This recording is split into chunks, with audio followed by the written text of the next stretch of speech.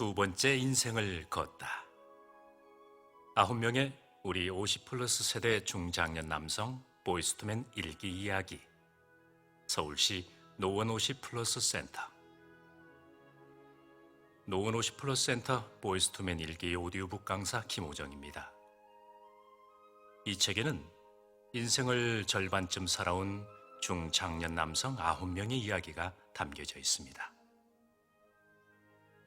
그동안 살아오면서 엮어진 인생의 숱한 나날들을 책으로 기록하고 목소리로 담았습니다.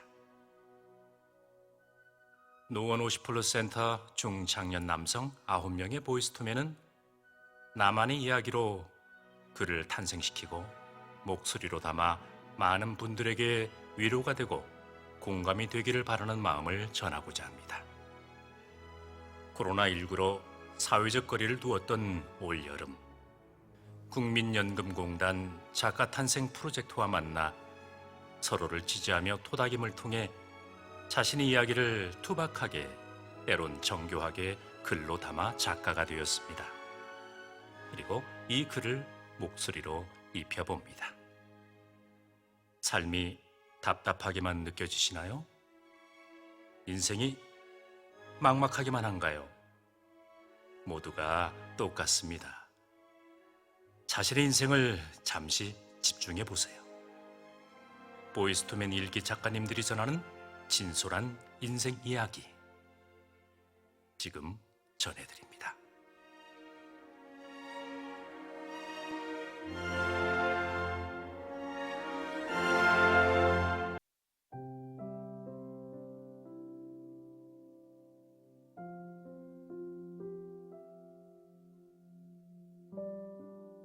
목소리.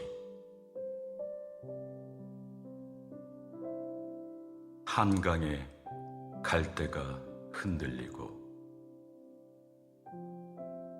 발자국에 가을이 떨어질 때 불러도 오지 않을 사람이지만 목소리가 기억하는 이름. 분리된 사람처럼 밤에 깨어 있을 때 목소리엔 그대가 있다.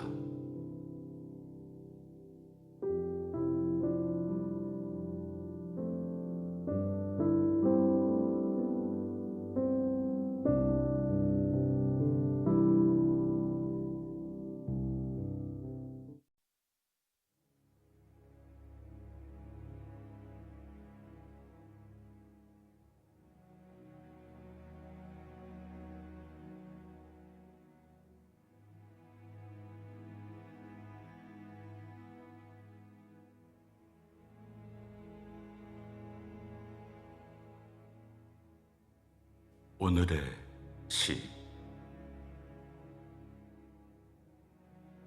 산다는 것을 걸으면서 느낀다. 하루의 무게만큼 발자국이 찍히고 하고 싶은 말이 글에 담긴다. 아쉬웠던 시간도 지나쳤던 욕심도 하나둘 발자국에 남기고 소리 없이 걷는 길이 오늘의 시가 된다.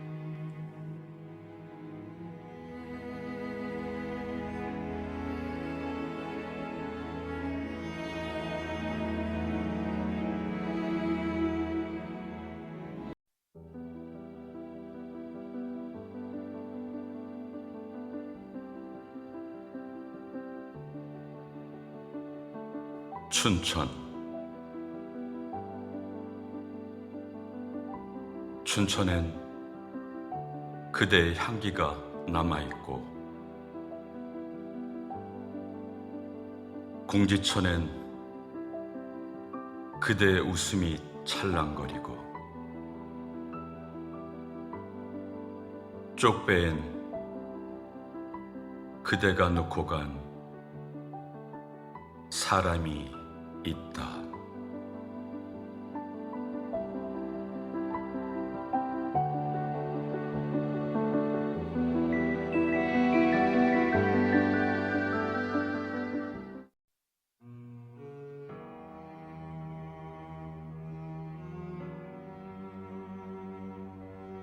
풍경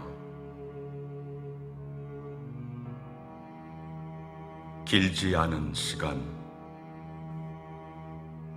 여백처럼 남은 사연 홀로선 가을에 기다릴 수도 없는 사람 어제의 그대와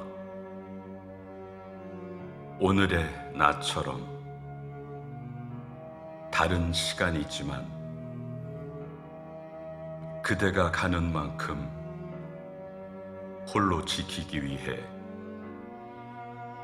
풍경처럼 바람을 울리고 있다.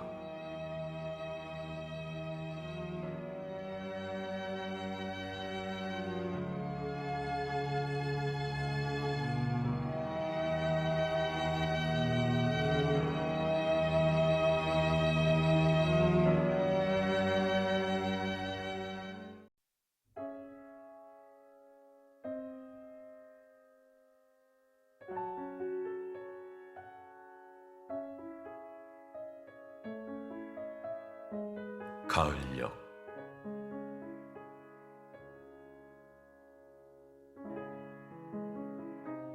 누군가의 사랑이기보다는 누군가를 사랑하는 가을역에 와 있습니다. 떠나기 위해 기차를 타면 코스모스는 추억을 흔들고 차창엔 작고 지나가는 얼굴 다음은 그대라는 역입니다.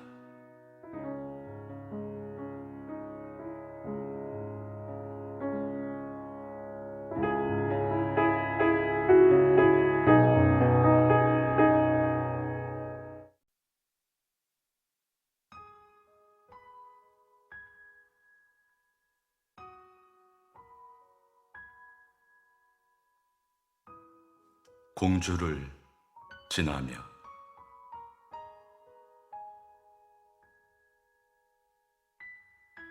가을의 공주는 나를 기억하지 못한다. 태화산 발자국에 은행잎이 떨어지고 두 손 모아 빌었던 다짐도 마곡사에 남아있는데 가을은 밤만 오고 사랑은 밤만 흐른다. 내가 잃어버린 미소는 빨간 코스모스로 흔들린다.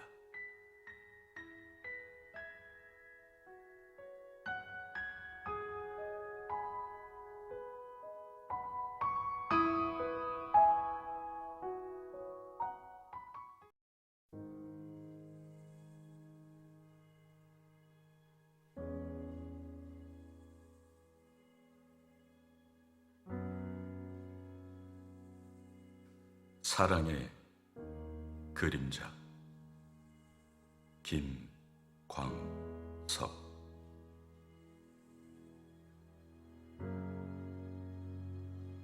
파도에 나를 버리고 그 이름을 지워도 내가 사랑한 죄는 그림자로 남아 지워지지도 부서지지도 않는다. 더 많이 사랑한 것도 더 많이 사랑할 수도 없는 사랑의 그림자는 언제쯤 파도에 젖을까? 언제까지 마른 채로 살아야 하나? 존재도 기다림도 없는 원죄의 그림자는 발자국을 따르지도 못하고 잃어버린 시계처럼 그대에 정지되어 있다.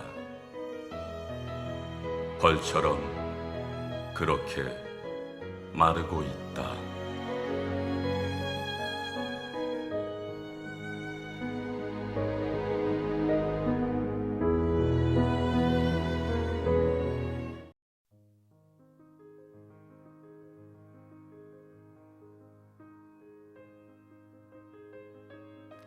합정역과 당산역 사이 정태섭. 저는 2호선 전철을 자주 타고 다닙니다. 서울에는 1호선부터 9호선까지 수많은 전동차가 다닙니다. 때로는 지하 구간을 다니고 때론 지상 구간을 달립니다. 서울의 중심가부터 서울의 외곽까지 다니지 않는 곳이 없으니 웬만한 곳은 다 찾아다닐 수 있습니다. 일요일엔 요즘은 거의 집에 틀어박혀 지냅니다. 예전엔 하루 종일 교회에서 아침부터 저녁까지 예배와 행사에 참가하다 보면 어느새 저녁이 됩니다. 하지만 몇 개월 전부터 코로나로 인해 예배도 온라인으로 드리고 남는 시간엔 운동이나 하는 정도로 일요일을 보냅니다. 2호선 전철을 자주 타고 다니게 된 이유는 아주 예전에 충무로에서 잠깐 사무실을 할 때 또 지인들과 스튜디오를 공유하면서부터였습니다. 그리고 충무로를 작업관계로 자주 다니다 보니 충무로가 가까운 을지로역으로 데려다주는 2호선 전철을 자주 이용하게 되었습니다. 그리고 언젠가부터 홍대 쪽으로 자주 다니다 보니 홍대 입구에서 집 쪽으로 향하는 2호선 전철을 타게 되었습니다. 홍대에는 사진을 찍기 위해 많이 다녔습니다. 홍대 입구는 젊음의 거리답게 자유로운 분위기와 이색적인 풍경으로 카메라에 담을 곳이 많은 곳입니다. 홍대 입구역을 출발한 전동차는 합정역을 거쳐 한강위를 달려 당산역을 향하게 됩니다. 서울에서 한강위를 달리는 구간도 많지만 저는 특히나 이 구간을 좋아합니다.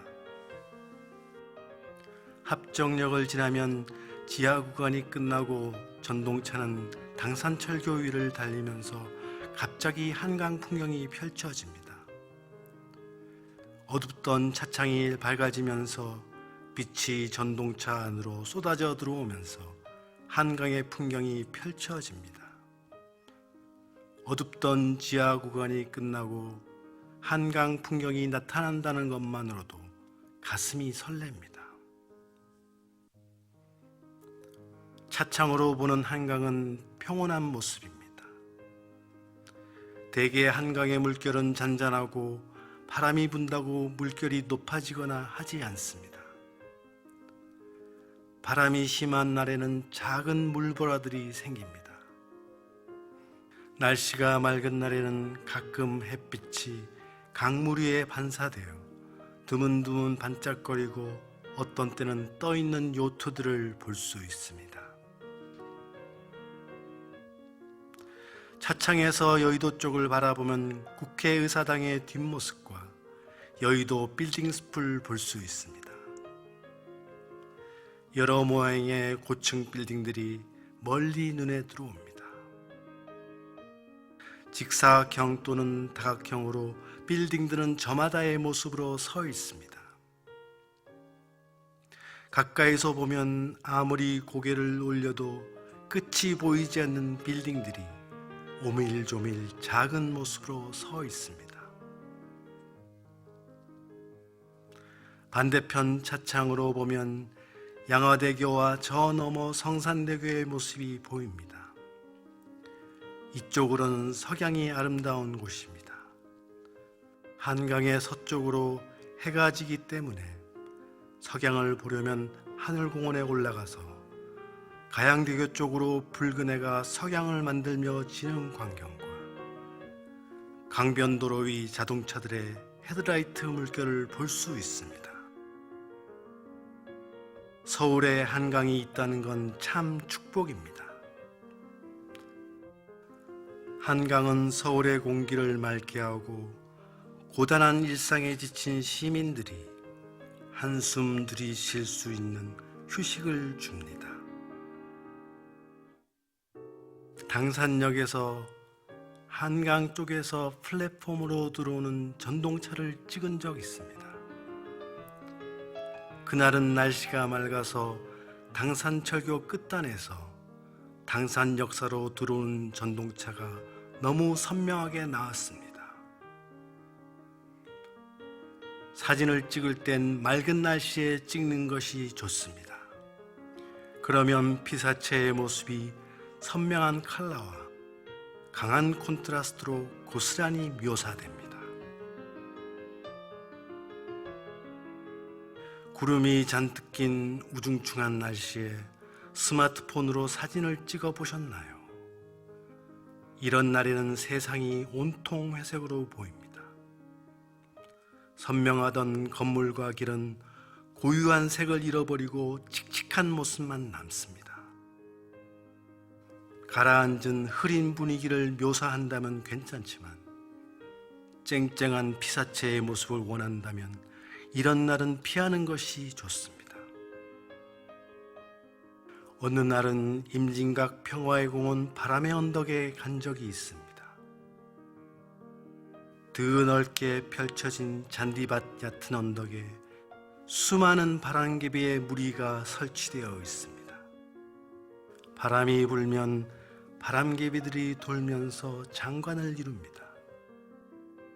맑은 날 그 광경을 찍으면 파란 하늘 배경으로 색색의 바람개비가 강렬한 색으로 카메라에 담깁니다.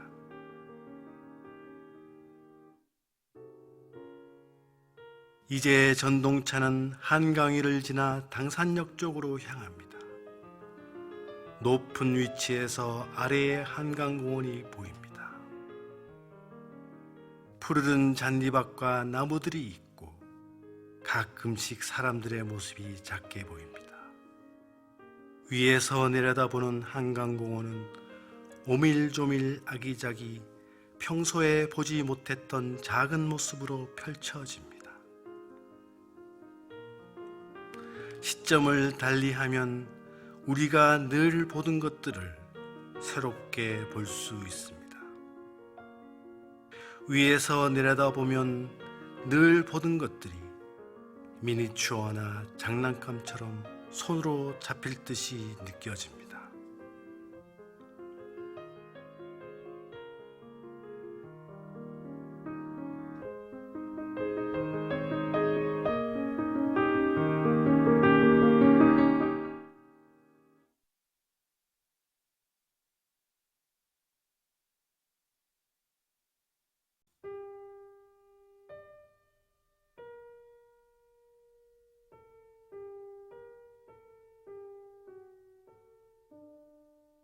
나를 찾아가는 일. 변상옥.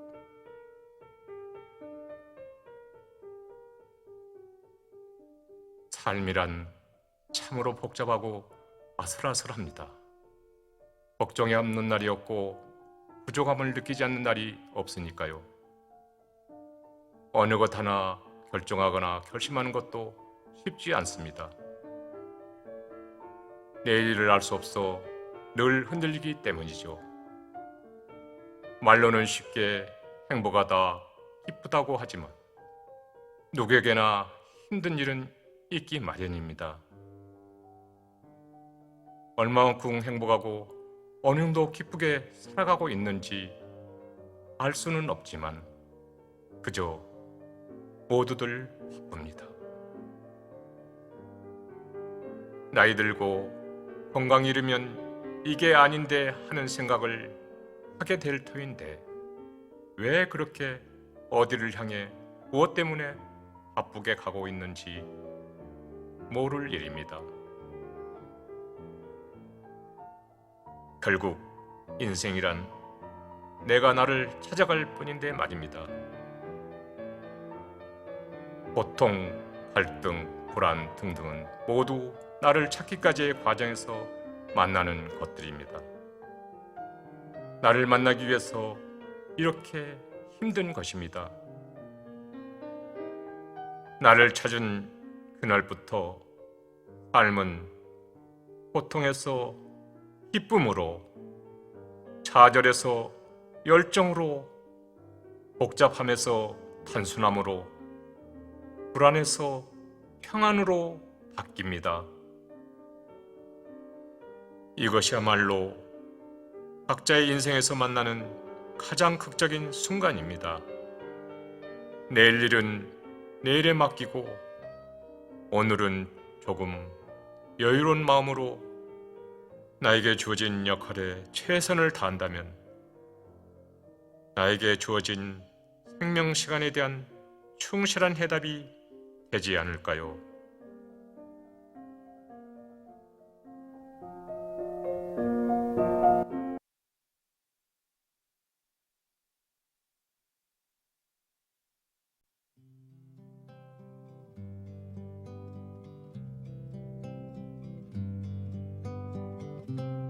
제2화 패티김을 닮은 어머니.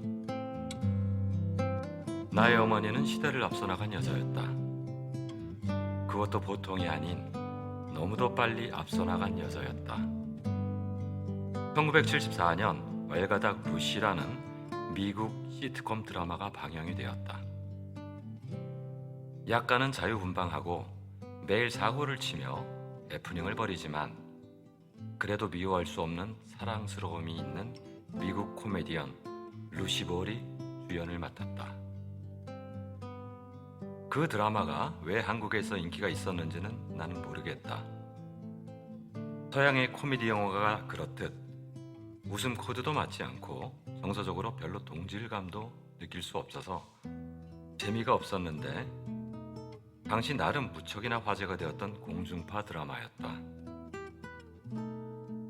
바로 우리 어머니의 별명이 루시였다. 지금 생각해도 살짝 어이가 없지만 돌이켜보면 아주 무관하지만은 아닌 듯하다. 노랑머리에 치켜 올라간 눈썹이며 당시로선 큰 키에 서구적인 분위기의 어머니가 타인의 눈에는 그렇게 보였을 수도 있었겠다. 아니, 어쩌면 어머니는 진짜 루시이고 싶었을런지도 모르겠다. 자유분방하고 때로는 사랑스러우며 약간은 남성적인, 매사에 수동적이기보다는 자기 인생을 적극적으로 만들어 나가는 능동적인 여성의 모습을 좋아한 전형적인 현대 여성이었다. 초등학교 시절 나는 밴드부에 입단을 하였다. 다분히 내 의지와는 상관없는 어머니의 의도였고 바람이었다. 푸른빛에 금색 실로 수놓은 멋진 제복을 입고 시내를 행진하며 마칭 밴드의 역할을 한다는 것은 무척 매력적인 일이긴 하지만 당시만 해도 나는 그만한 숫기와 배짱도 없었고 내 발로 찾아가 입단을 신청할 만한 용기는 더더욱이 없었다. 어머니의 적극적인 설득과 압력으로 나는 밴드부원이 되었으며 그곳에서 색스폰 연주 보직을 받았다.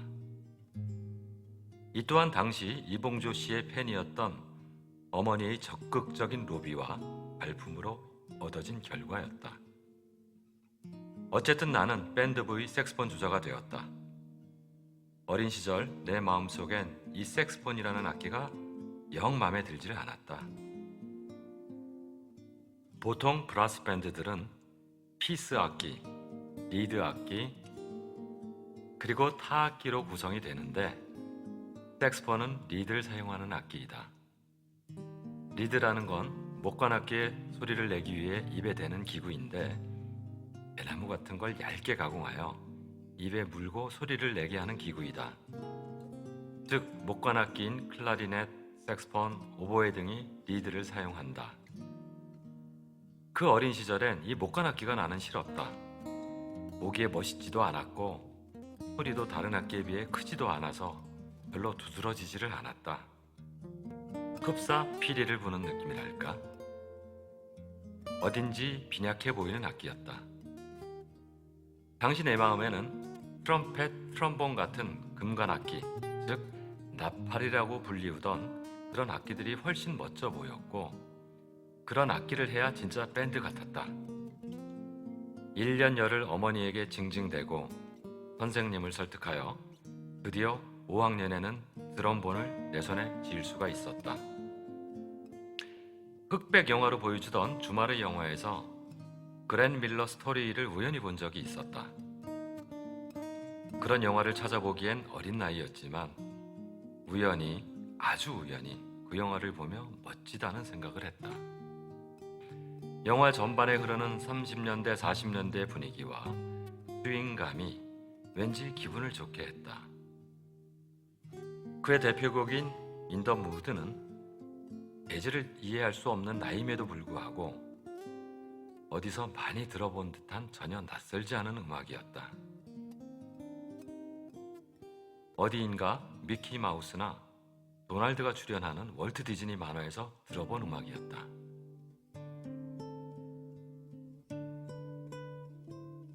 그 순간 저 악기 트럼본을 연주해보고 싶다는 생각을 처음 했었다. 결국 나는 싫었던 색스폰을 졸업하고 트럼본을 손에 쥐게 되었다. 초등학교 밴드에서 트럼본을 한다는 건 여러 가지 장점이 있다. 우선 마칭 대열의 맨 앞에 서게 된다. 악기의 연주를 위해 끊임없이 피스톤 운동을 해야 하기에 내 앞에 사람이 있으면 방해가 된다. 그래서 앞에 서게 되고 기본적으로 키가 커야 된다. 맨 앞줄에서 밴드를 대표하니 인물도 어느 정도 되어야 한다. 어머니 덕에 학교를 대표하고 각종 대회를 다니며 나름의 인기를 유지하였으니 나쁘지 않았던 소년 시절이었던 것 같았다. 먹고 살기 팍팍했던 그 시절, 부모가 학교에 찾아온다는 건 조금 살만한 집이 아니면 힘든 일이었다. 소위 촌지라는 것이 공공연한 시절이었고 그것이 그리 나쁘다고 할 수 없는 상황이었기에 촌지 없이 부모가 온다는 건 있을 수 없는 상황이었다.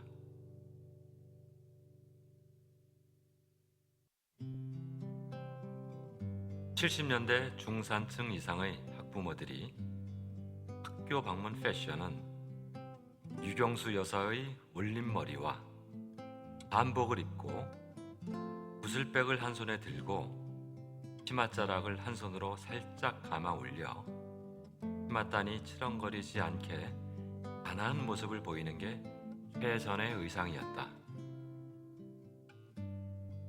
조금 더 잘 사는 집 여사님들은 윙크쇼를 또는 여우털 목도리를 어깨에 걸치고 오시는 모습도 종종 보였다. 그분들이 들던 구슬백을 어머니도 가지고 있었다.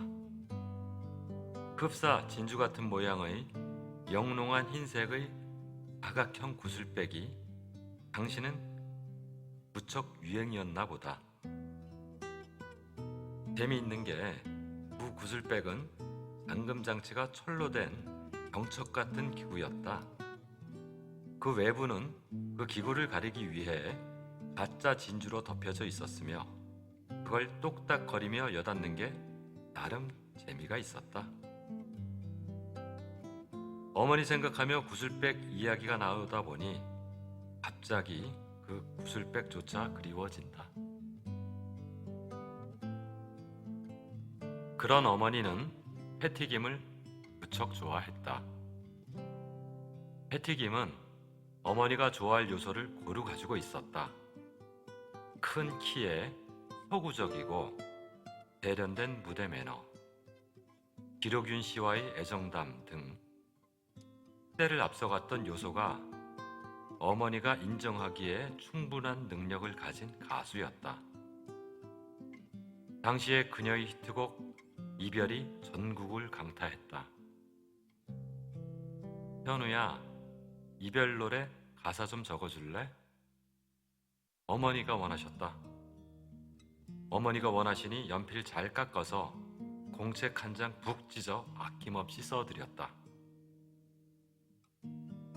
어쩌다 생각이 나겠지. 냉정한 사람이지만 그렇게 사랑했던 기억을 잊을 수는 없을 거야. 연필에 침 꾹꾹 묻혀가며 써내려간 그 가사가 어린 내 마음에도 절절하게 느껴졌다. 사랑은커녕 이성에 눈도 뜨지 않았을 나이인데 왠지 이별이 이런 거구나, 이렇게 슬픈 거구나 하는 감성의 동질감을 충분히 느낄 수 있었다. 내가 써드린 가사를 어머니는 틈틈이 보시며 노래 연습을 하셨다. 작은 방 큰 방을 서성이며 흥얼거리기도 하셨고 때로는 부엌에서 칼질을 하면서도 노래를 흥얼거리셨다. 어쩌다 생각이 나겠지. 냉정한 사람이지만 그렇게 사랑했던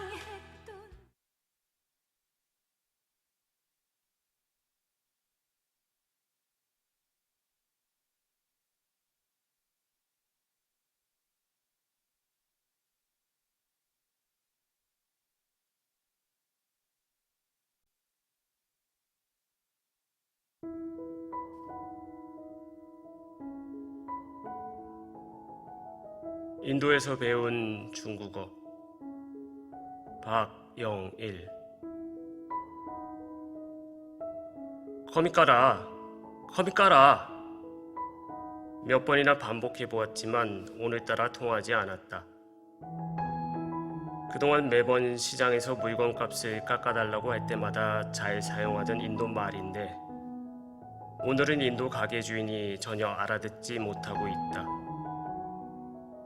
몇 개 기억나는 대로 아는 인도어 단어를 총동원하여 말해봐도 상대방은 전혀 내 말을 알아듣지 못하는 표정이다. 한참 동안 힘겹게 씨름을 하고 있는데 마침 옆을 지나던 다른 인도인이 내가 하는 말을 듣고선 폭소를 터뜨린다.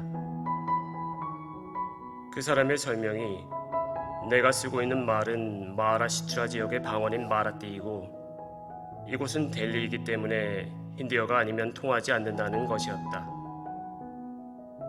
자기는 고향이 마하라시트라이기 때문에 내가 하는 말을 알아들을 수 있는 거지 다른 사람들은 그렇지 못하다는 것이었다. 다행히 그 고향 사람이 가게 주인에게 잘 설명해 주어 좋은 가격에 물건을 살 수 있었다. 내가 감사를 표하고 가게를 나오는 순간까지도 그 인도인은 도저히 참지 못하겠다는 듯 눈물까지 흘려가며 웃고 있었고 나는 멋쩍은 미소를 지으며 인사하고 나왔다.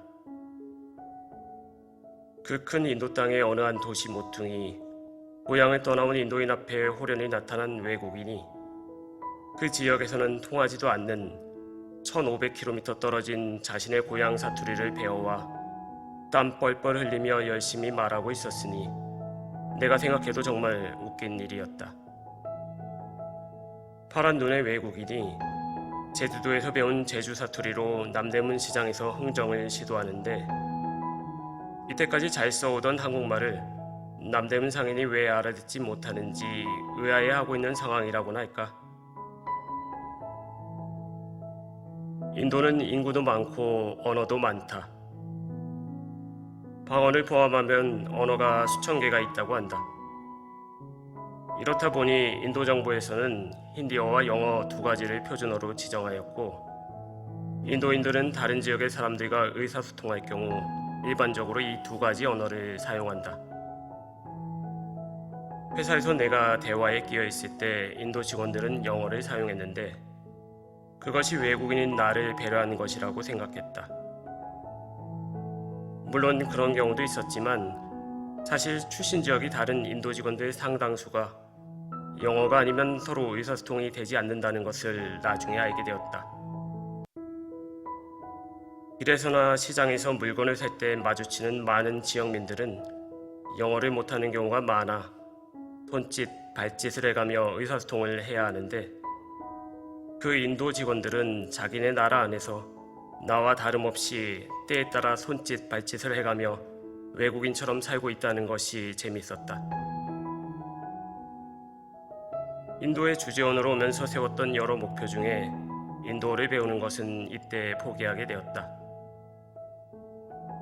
너무 많은 언어로 인해 현지인들조차 고향을 떠나면 영어로 의사소통하는 마당에 그 수많은 언어 중 한 가지를 배우는 것이 무슨 의미가 있을까 싶었기 때문이다. 결국 시장에서 물건을 사거나 길에서 길을 묻거나 할 때 사용하는 정도의 간단한 생존 인도어만 배우기로 하고 대신 중국어를 배우기로 했다. 인도에서 중국어를 배운다는 것이 다소 엉뚱해 보일 수 있다. 일반적으로 외국에 나와 오랜 기간 일하게 된다면 한 가지 외국어를 배울 수 있는 좋은 기회라고 할 수 있다. 비록 인도의 특수성으로 인해 인도어를 배우지 않게 되었지만, 그렇다고 아무것도 하지 않는다면 왠지 그 기회를 놓치는 것 같아 대신 쓰임이 많은 중국어를 선택한 것이다. 막상 중국어를 배우겠다고 마음먹었지만 선생님을 구하는 것은 쉽지 않았다. 인도의 인터넷 속도 문제로 한국의 인터넷 강의도 들을 수 없었다. 인도는 전 세계에서 차이나타운이 없는 몇 안 되는 국가이고 중국과 국경 문제 등으로 관계도 좋지 않다. 따라서 중국인이 다른 국가와 비교하기 어려울 정도로 적으며 중국어를 배우려는 인도인도 거의 없어 중국어 학원도 찾을 수 없었다. 주변에 수소문한 지 1년을 훌쩍 넘겨서야 겨우 중국인 유학생을 소개받아 중국어를 배울 수 있었다. 맘만 먹으면 오늘 당장이라도 중국어 학원을 쉽게 다닐 수 있는 한국에 비해 너무 많은 발품과 시간을 들여야 했지만 그만큼 어렵게 얻은 귀한 기회라고 생각하니 그저 행복하기만 했다. 인도에서 살면 한국이 얼마나 풍족하고 기회가 많은 나라인지 알게 된다. 이렇게 해서 인도 파견 기간을 마치고 한국으로 복귀할 때 인도어는 아니지만 외국어를 하나 배울 수 있었다. 역시 궁하면 통하는 법인가 보다.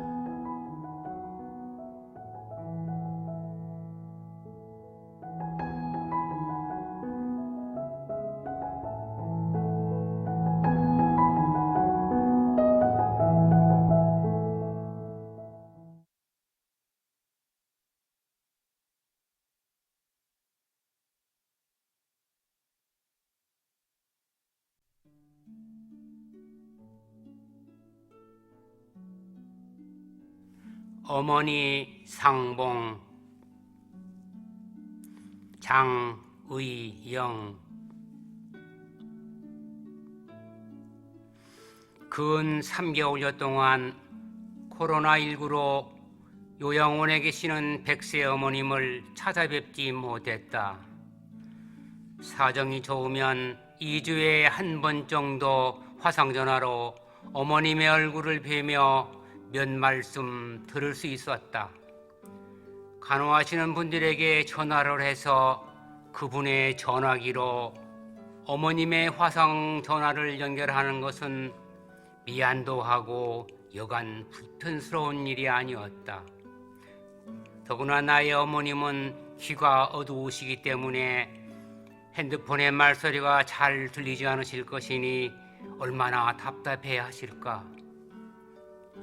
가끔씩 나는 귀가 상당히 어두워요 라고 하소연을 하실 때에는 수고해 주시는 분에게 통역의 부탁도 했다. 그 정도만으로라도 감사를 드리면서 더 큰 소리로 더 보고 싶은 마음으로 어머님을 불렀다.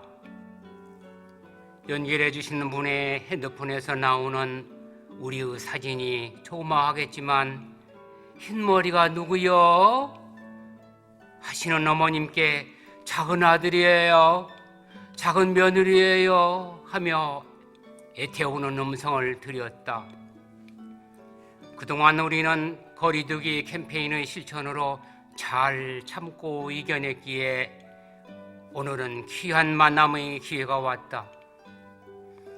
이산 가족을 화면으로만 보며 박수를 보내드렸던 것 같이 우리는 만날 수 있었다.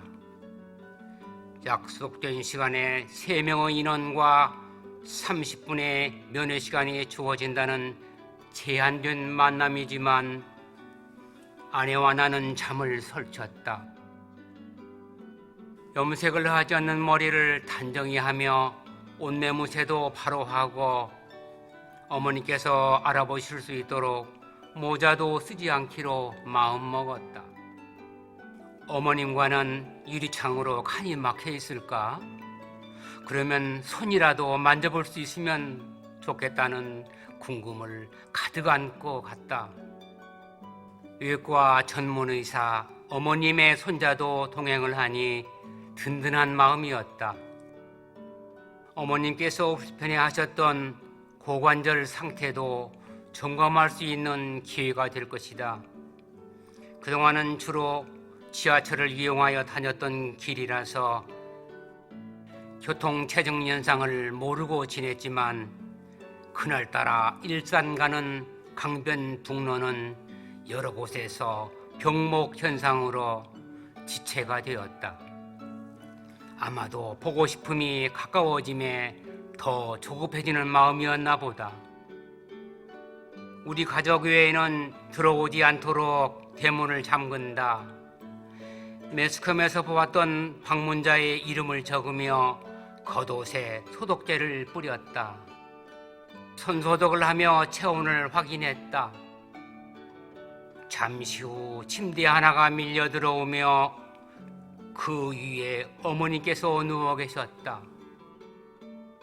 나의 얼굴을 알아보실 수 있도록 잠시 마스크를 벗으며 얼굴을 가까이 대니 어머니 새끼 왔어요. 아이고 내 새끼 왔구나. 울먹여 반가워 하시는 표정으로 내 손을 꽉 붙잡으셨다. 이어서 아내와 조카도 번갈아 손을 잡으시며 반가워 하셨다. 얼마만이었을까? 근 3개월 정도는 될 것이다. 서로는 손을 잡고 정을 나누었다. 그때 어머니께서는 오른손으로 왼편 침상의 손잡이를 잡아당기시며 등을 보여주셨다. 지속으로 누워만 계시는 분이라서 우리는 등의 피부에 관심이 많았다. 나는 손에 알코올 소독제를 묻혀서 어머님의 등을 발라드렸다. 빡빡 좀 긁어봐라 라고 말씀하시는 박자에 맞게 손가락에 약간의 힘을 주며 문질러 드렸다. 아이고 시원하다 시원해 라는 말씀을 들으며 우리는 모두가 웃어 반겼다. 아내는 손톱으로 하지 마요. 상처나면 안 돼요. 라고 경고를 말하니 아무렴. 시석하여 손과 발을 주무르고 있는 아내는 바로 좋아지시네 라고 말했다. 제한된 30분, 귀한 시간이 다 되어간다. 어머님의 귀에 대고 또 올게요. 식사랑 많이 잘하세요. 라고 인사를 드리니 머리를 끄덕이셨다. 돌아오는 차창에 흐르는 한강물이 유유히 보이며 서울의 마크 잠실의 높은 건물이 늠름하게 우뚝 보였다. 오늘 밤엔 어머님 꿈꾸며 자리라. 가족 소식방에 사진을 올리니 금세 까꿍까꿍하며 반가운 까치도 합창을 한다. 어머님 사랑합니다.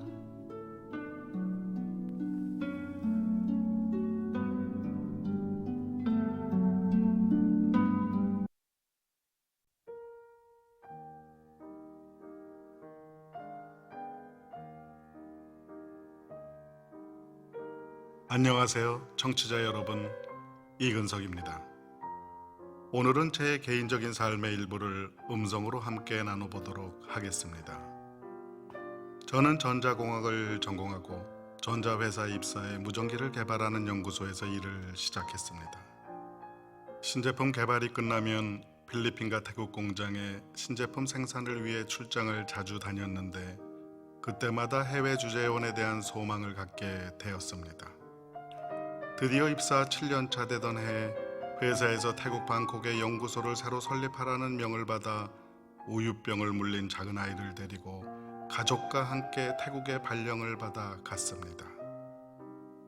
낯설은 이국 땅에서 연구소를 설립하고 30여 명의 태국 엔지니어들을 새로 뽑아 전 세계 무전기 회사의 제품을 개발하고 생산해 연 1억 불 수출 공장으로 법인을 키워 나갔습니다.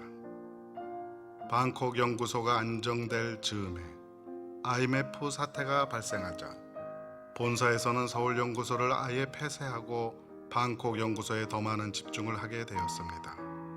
이런 연유로 저는 20년을 태국에서 보내게 되었습니다. 저희가 살던 동네에서도 IMF가 터지자 주재원들이 많이 기웃하는 사태가 벌어졌습니다. 태국에는 미얀마 국경에 카렌족이라는 지구상 최대의 난민이 살고 있는데 이들은 영국 식민지 시절 영국에 부역하였다는 이유로 미얀마족으로부터 박해를 받아 태국 산속에서 집단으로 거주하는 소수민족입니다. 친분 있는 선교사님을 따라 몇 번 그곳을 방문한 저는 이들을 근본적으로 도울 방법이 없을까 궁리를 하였고 트랜스포머라는 전자부품을 이들 카렌족에게 생산을 시켜봐야겠다고 아주 무모한 결정을 하게 되었습니다. 이들에게 와이어 건선 감는 방법을 배우도록 하였는데 평생 다람쥐 잡고 물장구만 치던 사람들이라 분량을 내는 것이 어찌 보면 당연한 일이었지만 회사를 책임진 입장에선 얼마나 난감했는지 모릅니다. 안 되겠다 싶어 숙련된 엔지니어를 카렌족 마을에 상주시켰더니 한 달 정도 지나자 제대로 생산이 되기 시작했습니다. 그들은 처음으로 육체노동이 아닌 제조업 근로자로 스스로 자존감이 엄청 높아지는 것을 옆에서도 느낄 수 있었습니다. 덕분에 태국 파인애플 공장에 가서 하루 3불, 우리 돈 약 3,600원을 받고 종일 일하고 오는 수고를 안 해도 되었다고 했습니다. 카렌족 마을 사람들은 받은 월급으로 각자 음식을 만들어 공동체에서 식사 교제를 하기도 했다는 소식에 정말 기분이 좋았습니다. 일할 수 없는 밤이 오기 전에 힘써 일할 수 있는 것이야말로 얼마나 소중한가를 그때 깨달았습니다. 나중에는 캄보디아 앙코르와트 가는 길목에 7,000평 규모의 공장을 세웠는데 이때 캄보디아에서 많은 사람을 만났습니다. 태국과 캄보디아 국경에는 더운 햇빛을 우산으로 가려주고 태국 돈 10바트를 받는 어린 학생들과 관광지에서 원달러를 외치며 기념품을 파는 어린이들 모두 고단하지만 열심히 사는 사람들입니다. 또 아시아에서 제일 큰 토레삽 호수를 삶의 터전으로 삼고 배 위에서 사는 베트남 난민들은 오히려 육지에 내려오면 멀미를 한다고 하는데 한국의 젊은 부모들이 청소년 자녀들에게 기회가 된다면 꼭 이들의 모습을 통해 자신의 삶을 돌아보는 계기를 만들어 주시길 바랍니다. 2016년 저는 드디어 때가 되어 20년 태국 생활을 정리하고 지인들 눈물의 환송을 받으며 귀국하게 되었습니다. 한국에 오면서 제일 큰 도전은 또 다른 일자리를 구하는 것이었습니다. 귀국해서 6개월의 한국 적응 기간을 보내고 고등학교에서 마이스터고 학생들을 수도권에 취업시키는 계약직으로 인생 2막을 시작하였습니다. 55세가 넘으면 무기계약직으로 전환이 안 되는데 노동법이 개정되어 지금은 무기계약직으로 일하고 있습니다. 제가 취업시키는 마이스터고 학생들은 머리가 좋은 학생들이 입학해 전액 국비로 전원 기숙사 생활을 하고 있는데 이 어린 학생들이 얼마나 씩씩한지 모릅니다. 그래도 면접 보러 갈 때는 긴장을 많이 하는데 그러면 제가 여러 가지 방법으로 긴장도 풀어주고 마지막에는 꼭 이 말을 전해줍니다. 열심히 일해서 회사에서 인정받고 나중에 꼭 기업을 일으켜 사장님이 되라고 말이죠. 그러면 학생들의 눈빛이 금세 바뀌는 것을 알 수 있습니다. 그런데 올해는 코로나 사태로 채용을 하겠다는 기업이 현저히 줄어 걱정입니다. 얼마 전에는 초고령 사회 진입을 앞두고 어르신들에게 디지털 문해 교육 필요성이 절실하다고 판단한 서울시에서 디지털 문해 교육 강사를 모집한다는 공고가 났습니다. 그래서 저는 이번에 동영상 면접 자료를 만들어 제출했고 선정이 되어 올 8월부터 어르신들에게 스마트폰과 키오스크 교육을 하는 일을 하게 되었습니다. 저는 98세에 첫 시집을 발간해서 6개월 만에 70만 부가 팔린 일본의 시바타도요 할머니의 시집 약해지지마를 우리 어른들에게 소개하면서 용기를 넣어드릴 생각입니다. 이제는 문해가 필요한 어르신들과 함께 같은 길을 가게 되었습니다. 지난 32년 줄곧 일해왔는데 돌이켜보니 많은 사람들의 도움 없이는 불가능한 일이었음을 고백합니다. 저는 현재 대학원에서 스마트 융합 컨설팅 공부를 하고 있어서 낮에는 선생님으로 저녁에는 학생으로 세상과 소통하며 살고 있습니다. 최근에는 외국인들에게 한국어 교육을 시킬 수 있는 한국어 교원 자격증을 취득하게 되었는데 기회가 된다면 태국에 다시 가서 한국어가 필요한 태국인들에게 한국어를 가르쳐 드리고 싶습니다. 이제부터는 어린 학생들의 취업과 어르신들의 교육으로 세대의 벽을 넘어 그들과 더 많은 소통을 하려고 합니다. 모두 응원해 주시고 혹시 지금 힘들고 어려운 일이 있으시더라도 이 또한 나의 소중한 삶의 일부로 품어주신다면 꼭 극복되시리라 믿습니다. 마지막으로 시바타도요 할머니의 시집 약해지지마의 한 구절을 인용하면서 제 이야기를 마치려고 합니다. 약해지지마. 꿈은 평등하게 꿀 수 있는 거야. 나도 괴로운 일 많았지만 살아있어 좋았어. 너도 약해지지 마.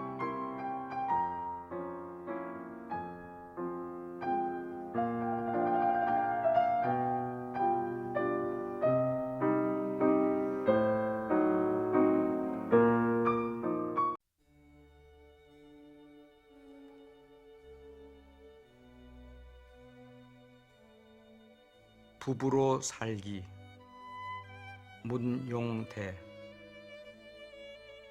우리 부부는 1975년 1월 처음 만난 그날 바로 인연을 맺고 딱 한 달 만에 결혼식을 올렸습니다. 제 눈의 아내는 지금도 미인이지만 45년 전에 봤을 때 참 예뻤습니다. 그렇다고 미모에 반해서 결혼한 것만은 아닙니다. 우리의 만남은 예사롭지 않았습니다. 짝 맺어준 분에 대한 신뢰가 없었더라면 쉽지 않은 일입니다. 대부분 선 보고 사귀고 할 때 돈, 학벌, 지위, 성격, 외모 등 이것저것 따집니다. 상대로부터 손해보지 않고 덕 보고자 하는 생각이 은근히 마음바탕에 깔려 있어서가 아닌지 모르겠습니다. 그러나 우리는 애당초 그런 거는 생각도 하지 않았습니다. 조선시대는 서로 얼굴도 안 보고 결혼해도 잘 살았습니다. 우리는 만나서 대화하고 스스로 결정했으니 얼마나 다행인가요? 제가 경기도 구리에서 일하던 때였습니다. 처음 만났다가 헤어진 다음 날 사무실에서 연락이 왔습니다. 현장 일을 멈추고 전화를 받으러 갔습니다. 저의 사진을 들고 간 그 사람이 알아듣기 어려울 정도 다 죽어가는 목소리로 울먹입니다. 갑작스러운 일인데다가 상대가 전라도 사람이라는 데에 가족 중 편 들어주는 이가 단 한 사람도 없다 합니다. 아내는 경북 영천에서 태어나 가족이 부산에 살고 저는 전남 여수가 고향입니다. 휴가를 내 열차를 타고 부산 철양동으로 달려갔습니다. 긴장은 됐지만 당당하게 대했습니다. 딸 굶기지는 않을 것처럼 보였는지 관문을 통과해 결혼식을 올리고 지금에까지 이르렀습니다. 우리는 태어난 환경부터가 딴판입니다. 아내는 심심산골에서, 저는 바닷가 가까이에서 나고 자랐습니다. 서로 다른 점이 너무 많습니다. 차라리 같은 점을 찾기가 어렵다고 해야 맞을 것입니다. 그러다 보니 남모르게 무던히도 지지고 볶으며 살았습니다. 제 성격은 급한 반면 아내는 느긋합니다. 어딜 갈라치면 저는 늘 속을 부글거리며 향을 찌푸리고 기다려야 합니다. 바쁜 길 할 때 성질 급한 저는 따라오건 말건 돌아보지도 않고 갑니다. 아내는 밥 먹을 때 밥알을 세며 먹는 것 같습니다. 반쯤 먹으면 저는 이미 다 먹어치웁니다. 늘 저보다 2배나 더 많이 먹는 것처럼 보입니다. 저는 바닷가에서 그리 멀지 않는 곳에서 나고 자랐지만 낚시질을 좋아하지 않습니다. 낚싯대 붙들고 고기가 걸릴 때를 기다리는 게 싫습니다. 음식이 입에 안 맞습니다. 경상도 사람이 만든 음식이 전라도에서 나고 자란 제 입에 맞을 리가 없습니다. 취미가 다릅니다. 저는 등산을 좋아하고 아내는 수영을 좋아합니다. 잠드는 시간이 서로 다릅니다. 평생을 일찍 자고 일찍 일어나는 저와 달리 중국 무협지인 의천도령기나 척장무호 같은 장편 시리즈를 읽거나 TV 드라마에 빠져 늦게 잡니다. 아내는 틈틈이 뜨개질을 합니다. 잠자리 눈 같은 안경을 끼고 아이고 고개야 아이고 허리야 하며 한 올 한 올 뜨고 앉아있는 걸 보기만 해도 가슴이 답답하고 숨이 막힙니다. 말려도 소용이 없습니다. 아내는 한때 벨리 댄스를 했습니다. 번쩍번쩍 휘황찬란하고 구슬이 주렁주렁 달려 이상하게 생긴 옷을 입고 흔들어대면 저는 정신사나워 책을 읽거나 다른 일을 할 수가 없습니다. 심지어 양치질 하는 것도 다릅니다. 아내는 아침에 일어나자마자 양치를 하고 저는 밥을 먹고 나서 합니다. 우리는 이렇게 서로 다릅니다. 아내는 저와 다를 뿐 틀린 게 아니라는 걸 알면서도 별것 아닌 일로 다툴 때는 항상 제가 이깁니다. 지나고 보면 분명 잘못한 건 되레 저입니다. 남자가 잘못한 게 없더라도 져줘야 한다는데 말입니다. 속으로만 생각할 뿐 절대 잘못했다고 말하지는 않습니다. 이제부터는 팔푼이 소리를 들을 게 뻔하지만 마누라 자랑 좀 해야겠습니다. 그러고 나면 식탁에 반찬 한두 가지라도 더 오를지 모를 일이니까요. 생각해보면 늘 아내가 옳았습니다. 불같은 저의 성격이 그랬고 밥을 개눈 감추듯 빨리 먹어치우는 저의 식습관이 그랬습니다. 아내가 뜨개질을 그리 잘하는지 몰랐다가 다문화센터에서 가르치는 걸 보고야 알았습니다. 뜨개질이 그렇게 좋은 건 줄 뒤늦게 알았습니다. 정신을 집중하다 보면 명상 효과나 만성 통증의 진통 효과가 있다 합니다. 손가락 운동, 뇌 운동으로 기억력이 향상된다고도 합니다. 아내는 지독한 데가 있습니다. 약 40년 가까이 수영을 합니다. 아무리 추운 날씨에도 어김없이 5시 반이면 일어나 수영장에 갑니다. 수영대회에서 개인이나 단체 금상을 많이 타왔습니다. 한강을 건너는 대회에서도 상을 여러 번 탔습니다. 저는 수영을 제대로 배우지 않았지만 맥주병은 아닙니다. 수영장에 딱 한 번 가고 다시 가지 않습니다. 멋모르고 내 식대로 개구리 짓을 하다가 수영 선수들이 저만 쳐다본 걸 나중에 알고 나서 창피해 다시는 안 갑니다. 아내는 경로 우대 카드를 받고서야 배운 게 있습니다. 자전거 타기입니다.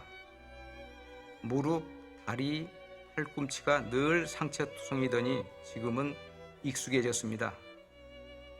틈만 나면 자전거를 타며 저를 앞세우려 합니다. 수영과 자전거를 타서인지 얼마 전 골밀도 검사에서 20대와 같다고 하더라며 좋아합니다. 이제 요리 솜씨 자랑입니다. 추어탕, 호박죽, 팥죽, 해파리 요리 등 아내가 만든 모든 음식이 제가 먹어보기로는 가장 맛있습니다. 그 중에 추어탕은 어디서도 더 맛있게 먹어본 적이 없습니다. 아내가 저와 가족을 위해 그만큼 노력한 결과라고 봅니다. 자랑거리는 끝도 없지만 이제 팔푼이 짓 그만해야겠습니다. 부부는 다름으로 만나 같음으로 사는 거라고 합니다. 반쪽 2개가 서로 모자라는 반쪽을 채워 1개가 되는 것이라고도 합니다. 국어학자 이희승 선생은 부부가 되면 개성의 반은 죽이고 반은 살려라. 반을 죽인다는 건 희생이고 반을 살린다는 건 사랑이다 라고 했습니다. 부부는 서로 닮는다고도 합니다.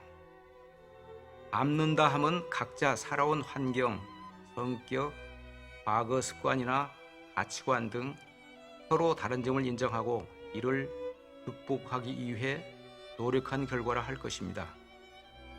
닮으려 노력하는 것은 상대를 위한 최상의 이해와 배려이고 사랑입니다. 지금은 아내가 늦으면 저는 기다립니다. 요즘 와서는 제가 되레 독촉을 받습니다. 걸을 때 같이 걸으니 뒤돌아볼 일이 없습니다. 드라마도 함께 보고 같은 시간에 자고 깹니다.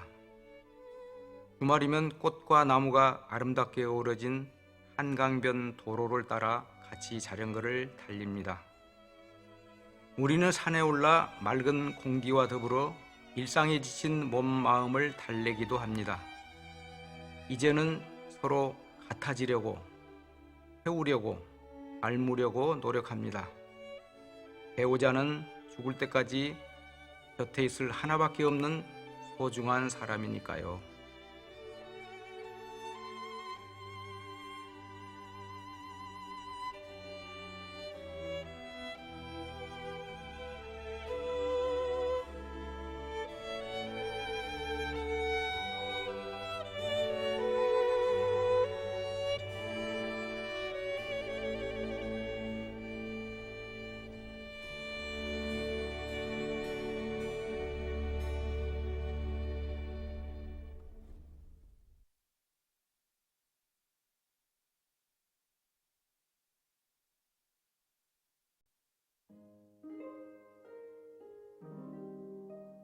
그래 걷자. 김인석. 햇살이 가득한 오후, 배낭에 커피 챙긴 후 신발끈 조여매고 뒷산에 올라간다. 저 멀리 아른거리는 갖가지 예쁜 봄꽃들, 산새 소리 들리는 길 따라 걸어간다. 푸른 하늘 위에 떠 있는 하얀 구름을 바라보며 걷다 보니까 어느새 정상이네. 여름비 소리에 놀라 일어나 장비 챙긴 후 비오는 해파랑길 힘차게 걸어본다. 한적한 해변가에서 뛰노는 동네 아이들 웃음소리 들으며 발길을 재촉한다. 갈매기 소리만 들리는 한적한 해변, 출렁이는 파도 소리를 벗삼아 걸어간다.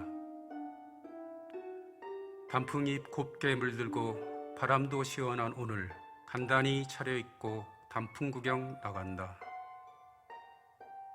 붐비는 등산로 입구 떠들썩 안부 소리를 들으며 가다 보니 올라갈 데가 없네. 땀을 식혀주는 시원한 바람 맞으며 떨고 있는 나무 소리를 들으며 걸어간다. 저 멀리 보이는 자그마한 목로지점 간단하게 목을 축이고 집으로 걸어간다.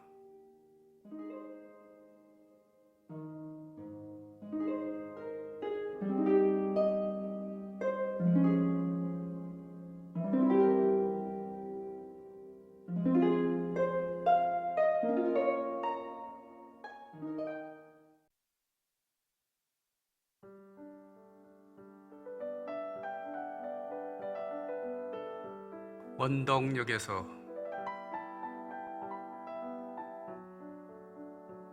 살을 도려내는 겨울바람 부는 기차역.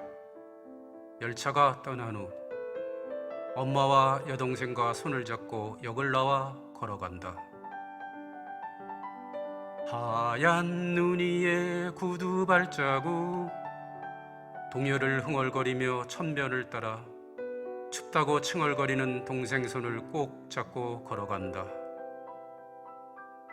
달빛이 어른거리는 담장을 돌아 초가집에 들어가니 어느덧 겨울밤, 화로의 군밤을 까먹다 잠든다.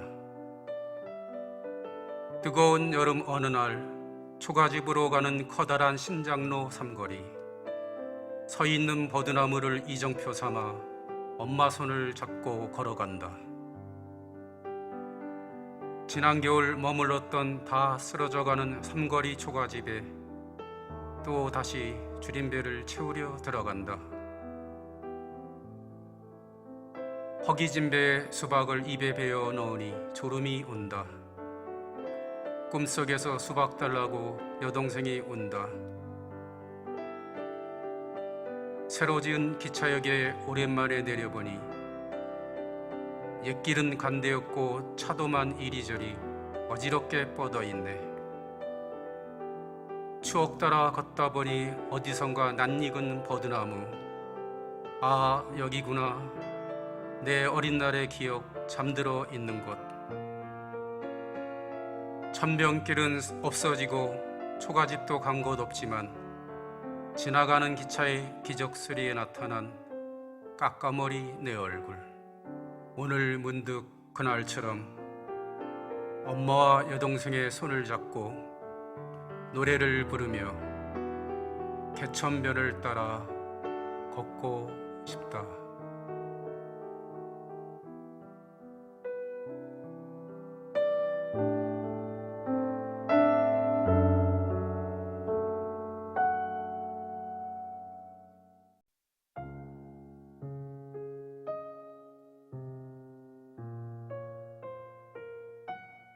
추억.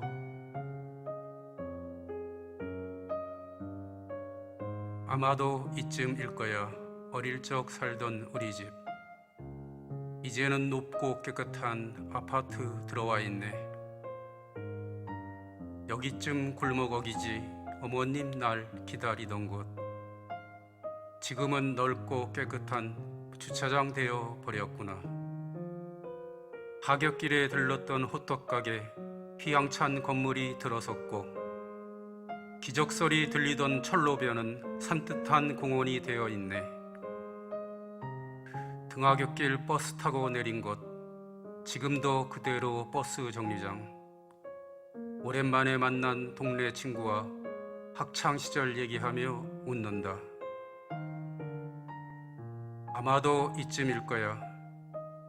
어릴 적 친구 살던 집, 흔적도 없이 사라지고 지하철역이 되어 있네. 여기에 우물 있었지. 술래잡기 하며 놀던 곳. 학생이 모여 공부하는 학원 건물이 되었구나. 하굣길에 들렀던 만화가게, 음악이 흐르는 카페 됐고, 산새 소리 들리던 운동장은 아담한 공원이 되어 있네. 등하굣길 같이 다닌 친구들, 지금도 모두들 잘들 있겠지. 오랜만에 가본 고향 풍경의 어린 시절 모습 보고 싶구나. 하굣길에 들렀던 분식집엔 지금도 아이들 꽉 차 있고, 응원 소리 들리던 운동장은 붐비는 쇼핑센터 되었구나. 너무나도 오래 오지 못한 곳, 내 마음 깊숙이 숨어 있던 곳, 그립고 그리운 그때 그 시절, 영원한 추억으로 남아 있구나. 언젠가 한 번은 보고 싶구나.